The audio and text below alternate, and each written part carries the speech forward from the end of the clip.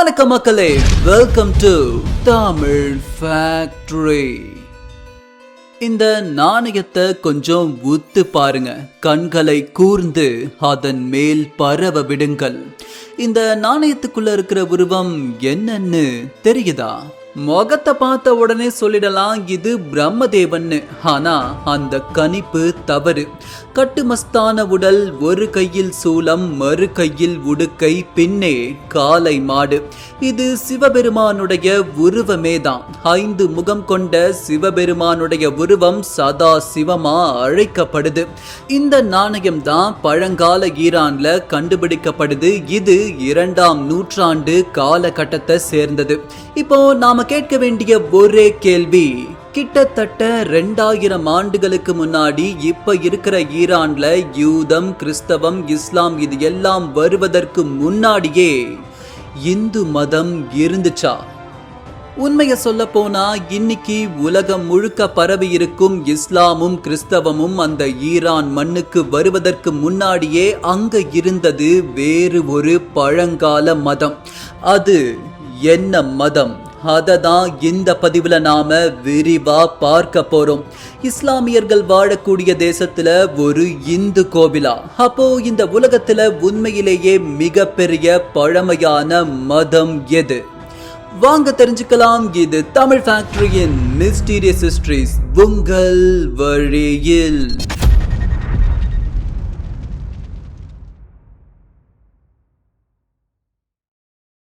இந்தியாவுக்குள்ளேயே ஒரு ரகசிய அமைப்பு இருந்துகிட்டு மொத்த இந்தியாவையும் இன்னைக்கும் கண்ட்ரோல் பண்ணிக்கிட்டு இருக்காங்கன்னு சொன்னா உங்களால நம்ப முடியுமா? இப்போ நான் சொன்ன விஷயத்துக்கும் இந்த பதிவுக்கும் என்ன தொடர்புன்னு யோசிக்கிறீங்களா?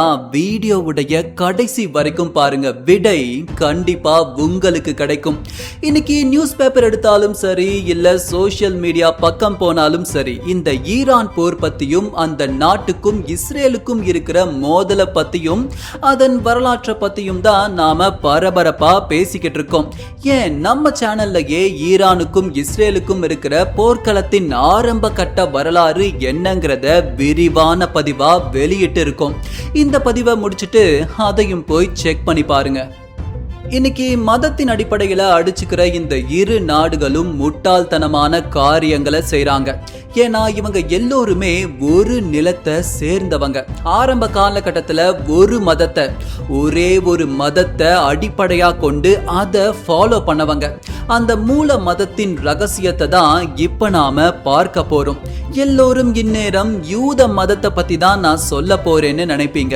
ஆனா இது அதுக்கும் பின்னாடி நம்மள கூட்டிட்டு போகுது. கிறிஸ்தவம், யூதம், இஸ்லாம்னு இன்னைக்கு உலகமே பின்பற்றி வரும் பல மதங்களுக்கு முன்னோடியா அவங்களுக்கெல்லாம் ஒரே கடவுள் அப்படிங்கிற கான்செப்ட கத்து கொடுத்த அந்த மதம் எது தெரியுமா? அதுதான் ஜொராஸ்ட்ரியம். இது வெறும் மதம் கிடையாது, இது ஒரு மாபெரும் வரலாற்று பின்னணி கொண்ட சகாப்தம். இதோடைய வேர்கள் எங்க இருக்குன்னு தேடி போனோம்னா நாம எக்கச்சக்கமான நூற்றாண்டுகளுக்கு முன்னாடி இருக்கிற புரோட்டோ இண்டோ இரானியன் காலத்துக்கு போகணும். அதாவது கிட்டத்தட்ட 4500 ஆண்டுகளுக்கு முன்னாடி அந்த காலகட்டத்துல இன்னைக்கு இருக்கிற ஈரானோட சேர்த்து வட இந்தியாவை இணைக்கக்கூடிய பகுதிகளில் வாழ்ந்த மக்கள் எல்லோரும் ஒரே கலாச்சாரத்தையும் ஒரே மொழியையும் தான் பின்பற்றிக்கிட்டு வந்தாங்க. ஆனா அவங்க பின்பற்றிய மதம் என்னன்னு நமக்கு இதுவரைக்கும் தெரியல. இருந்தும் ஏதோ ஒரு மர்மமான காரணத்தால அவங்க 2 பிரிவா பிரிஞ்சாங்க. ஒரு குழுவினர் சிந்து சமவெளி பக்கம் வந்து பாரத கண்டத்திற்குள்ள இந்து மதம் கிளைகளா பிரிந்து பரவுவதற்கு ஆணிவேரா இருந்தாங்க. இன்னொரு பிரிவினர் பாரசீக தேசமான மத்திய கிழக்கு நாடுகள்ல தங்கிடுறாங்க. குறிப்பா இப்ப இருக்கிற ஈரானிய பகுதி. இந்த மக்கள் உருவாக்கிய மதம் தான் ஜொராஸ்ட்ரியனிசம்.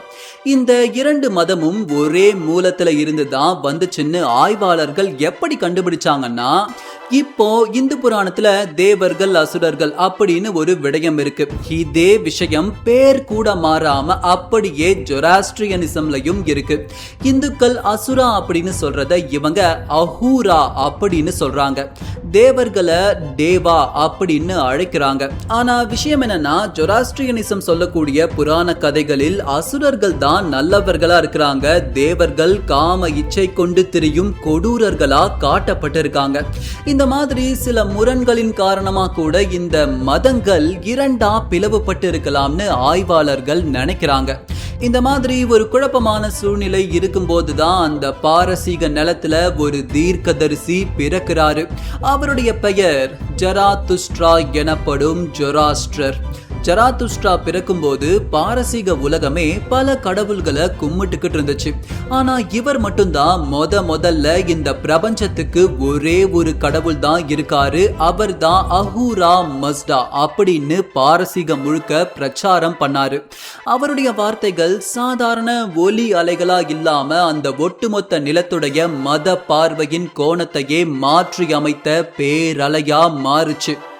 ஜராத்துஸ்ட்ரா ஒரே ஒரு கான்செப்ட் தான் சொன்னாரு. இந்த உலகத்துல ரெண்டே விஷயம் தான் இருக்கு. ஒன்னு நன்மை, இன்னொன்னு தீமை. இது இரண்டுக்கும் இடையிலான போராட்டத்துல கடவுள் நம்மளுக்கு கை கொடுப்பாரு. அது மட்டும் இல்லாம இந்த ஜொராஸ்ட்ரியனிசமோட உருவம் கொண்ட கடவுள் கோட்பாடையும் வேறறுத்து உருவமற்ற இயற்கையை வழிபடும் முறைய இவர் கொண்டு வராரு. நிலம், நீர், காற்று, நெருப்பு தான் இந்த மதத்தினருடைய பிரதான வழிபாடே. இந்த நேச்சுரல் எலிமெண்ட்ஸ் மூலமா தான் கடவுள் நம்ம கூட கம்யூனிகேட் பண்ணுவாங்கங்கிறது இவங்களுடைய ஆழமான நம்பிக்கை. இன்னும் ஆழமா இவங்க மத நூலான அவஸ்தாவை நாம படிச்சு பார்த்தோம்னா அதுல ஹிந்து மதத்தின் மூலமான ரிக்வேதத்துடைய சாயல் அடிப்பது நமக்கு தெரியும். உதாரணத்துக்கு அவங்க வழக்கத்துல ஹோமா அப்படின்னு ஒரு புனித பானத்தை அவங்க குடிக்கிறாங்க. இந்த வார்த்தை வேதத்துல சொல்லப்படுற சோம பானம் அப்படிங்கிற வார்த்தையோட ஒத்து போறதா ஆய்வாளர்கள் கருதுறாங்க. அது மட்டும் இல்லாம பஞ்சபூதங்கள்ல மற்றவைகளை தவிர்த்து நெருப்பை மட்டும்தான் அவங்க ரொம்ப பிரதானமா கருதுறாங்க. இன்னைக்கும் இந்தியாவில் இருக்கிற குஜராத் ஜொராஸ்ட்ரியன் புனித ஆலயத்துல இவங்களுடைய அழியா நெருப்பு கிட்டத்தட்ட 1000 வருடத்துக்கு மேலையும் எரிஞ்சுக்கிட்டு இருக்கு. இது எப்படி இந்தியாவுக்கு வந்துச்சுன்னு அதிர்ச்சி அடைய வேண்டாம், தொடர்ந்து கவனிச்சுக்கிட்டே வாங்க. இந்த மாதிரி நெருப்பின் மீதான இவங்களுடைய நம்பிக்கை இந்து மத சடங்குகளின் நெருப்பு முக்கியத்துவத்தோடு அப்படியே ஒத்து போகுது. இந்து மதமும் ஜொராஸ்ட்ரியமும் அந்த அளவுக்கு பின்னி பிணைந்திருக்கு. காலப்போக்கில் ஜொராஸ்ட்ரியனிசம் பாரசீக தேசத்துடைய அதிகாரபூர்வமான மதமா மாறுச்சு. குறிப்பா சைரஸ் தி கிரேட் அப்படிங்கிற மாமன்னர் ஆட்சி காலத்துல கிட்டத்தட்ட 2500 ஆண்டுகளுக்கு முன்னாடியே ஒட்டுமொத்த பாரசீக தேசம் முழுக்க ஜொராஸ்ட்ரியனிசம் பரவி இருந்துச்சு. இந்த வரைபடத்தை பார்த்தா உங்களுக்கே தெரியும். சைரஸ் மன்னர் வெறும் அரசர் மட்டும் கிடையாது, அவர் தான் உலகத்துடைய முதல் மனித உரிமைகள் சாசனம் எழுதியவர். ஒரு நல்ல மன்னர். அவர் காலத்துல ஜொராஸ்ட்ரிய மதம் ரொம்ப அமைதியையும் மனிதாபிமானத்தையும் போதிச்சது. யூதர்கள் பாபிலோனியர்களால அடிமைகளா இருந்தப்போ அவங்கள மீட்டு அவங்களுடைய புனித ஆலயத்தை கட்டி கொடுத்ததே இந்த ஜொராஸ்ட்ரிய மன்னர் சைரஸ் தான். அதனால தான் யூத மதத்துல ஜொராஸ்ட்ரிய தாக்கங்கள் அதிகமா இருக்கும். நீங்க நல்லா கவனிச்சீங்கன்னா வரலாற்று ஆய்வாளர்கள் சொல்லும் கருத்து, இந்த பிசாசு, சொர்க்கம், நரகம், தீர்ப்பு நாள், இந்த ஐடியாலஜி எல்லாமே சைரஸ் மன்னர் காலகட்டத்துக்கு அப்புறம் தான் ஜொராஸ்ட்ரிய மதத்துல இருந்து யூத மதத்துக்குள்ள நுழையுது. அதுக்கப்புறம் தான் கிறிஸ்தவ மதத்திற்கும் இஸ்லாமிய மதத்திற்கும் இது கடத்தப்படுது. நீங்க கால கணக்கு எடுத்து பார்த்தாலும் வெகு காலங்களுக்கு முன்னாடியே, கிட்டத்தட்ட 4500 வருடங்களுக்கு முன்னாடியே ஒரே கடவுள் கோட்பாட முதல்ல எடுத்து வைத்தது ஜொராஸ்ட்ரியனிசம் மட்டும்தான். யூத மதம் உருவானதோ ஏறத்தாழ 3500 இருந்து 4000 ஆண்டுகளுக்கு முன்னாடி. இப்போ வரலாற்று ஆய்வாளர்கள் கேட்கக்கூடிய கேள்வி ஒண்ணுதான். ஒரே நிலத்தை சேர்ந்த இரு மதங்கள் ஒரே கோட்பாட கொண்டிருக்குன்னா மிக பழமையான மூலத்தை தானே நாம முதல்ல வந்துச்சுன்னு எடுத்துக்கணும். இதுதான் அவங்க வைக்கிற கேள்வி. இப்படிப்பட்ட பழமையான மதமும் ஒரு வீழ்ச்சியை சந்திச்சது.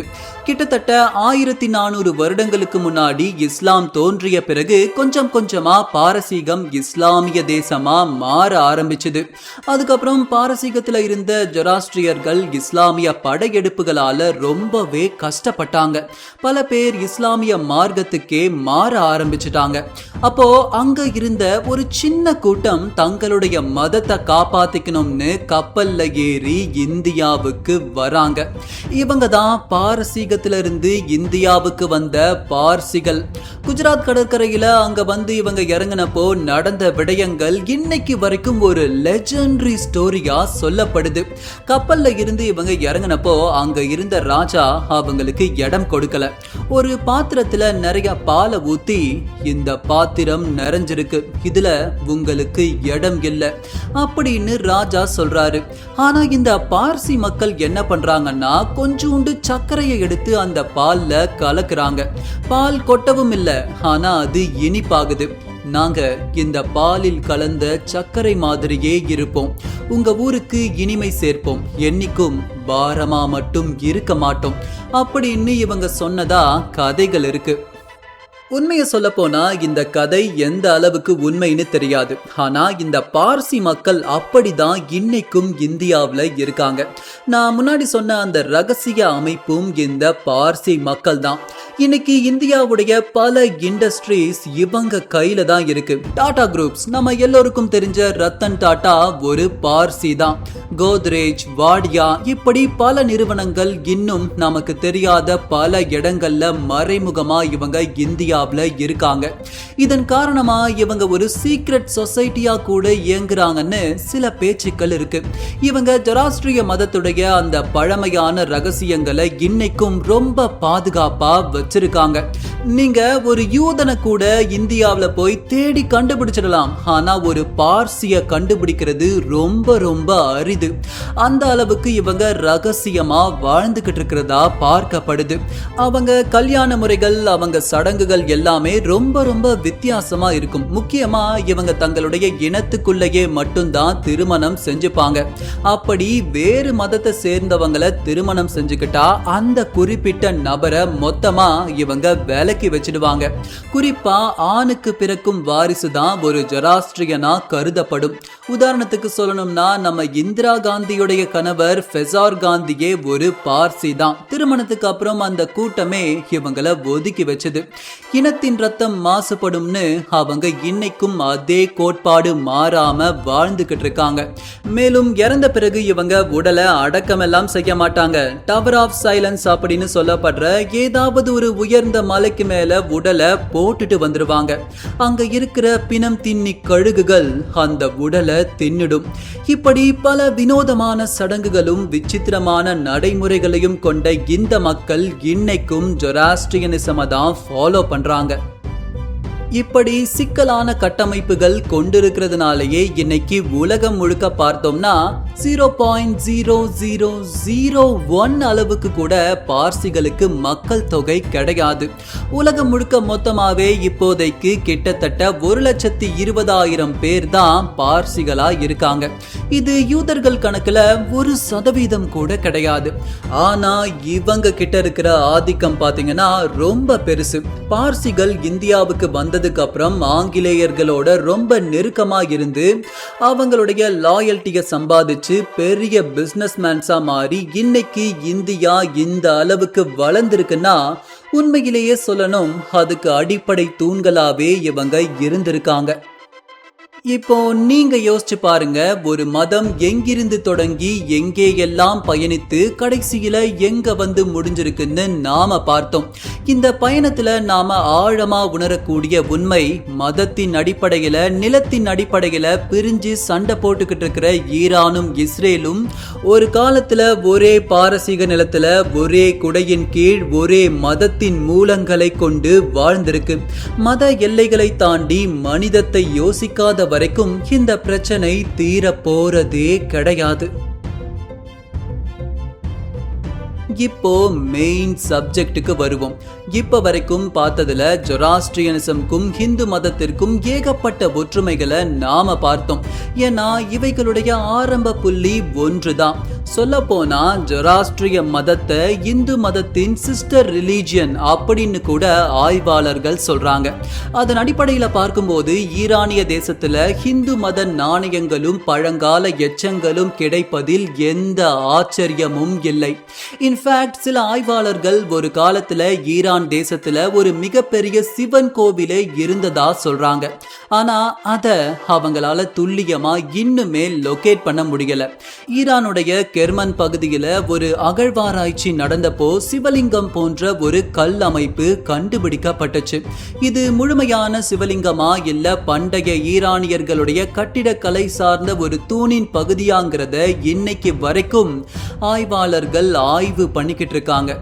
ஆனா இதையும் தாண்டி இந்த பதிவுல கடைசி கட்டத்துல நாம கேட்க வேண்டிய ஒரே கேள்விதான் மிச்சம் இருக்கு. ஜொராஸ்ட்ரியமும் ஹிந்து மதமும் தனித்தனியா பிரிந்து ஒரு கட்டமைப்பா உருவானதுன்னு நாம பார்த்தோம்.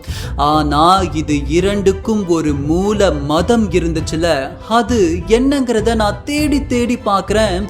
எனக்கு ஒரு ஆதாரபூர்வமான விடை கிடைக்கவே இல்லை. நீங்க என்ன நினைக்கிறீங்க? உங்களுக்கு அதுக்கான பதில் தெரிஞ்சா கீழே கமெண்ட் செக்ஷன்ல சொல்லுங்க. இதுபோல் பார்க்க வேண்டிய பதிவுகள் பல ஆயிரம். உங்கள் ஆதரவு எங்களுக்கு உற்சாகம் தரும். தாமதம் வேண்டாம், இப்போதே இணைந்திடுங்கள் தமிழ் ஃபேக்டரியுடன். விரைவில் சந்திக்கிறேன். நன்றி.